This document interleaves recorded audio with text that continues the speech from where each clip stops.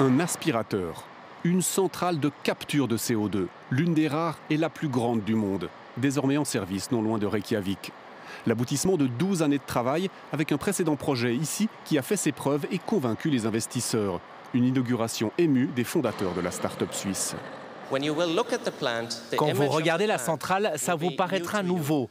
Mais dans le futur, vous en verrez des milliers de ces centrales. Et c'est exactement ce dont nous avons besoin pour combattre le changement climatique.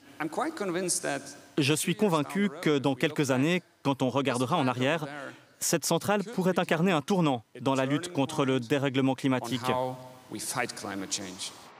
Ambition immense, inverser le changement climatique. Et puisqu'on ne peut pas débrûler des combustibles fossiles, eh bien, on va capturer les molécules de CO2 dans l'air ambiant.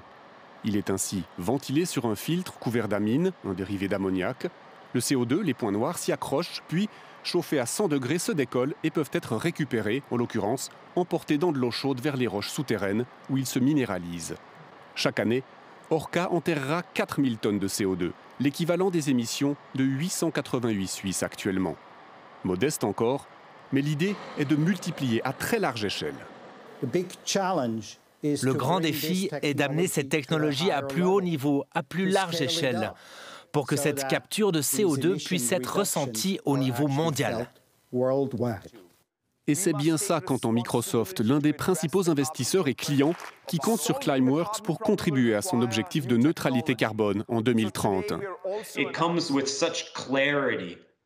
Elle s'affirme comme une technologie permanente, durable, avec un potentiel significatif de multiplication à large échelle.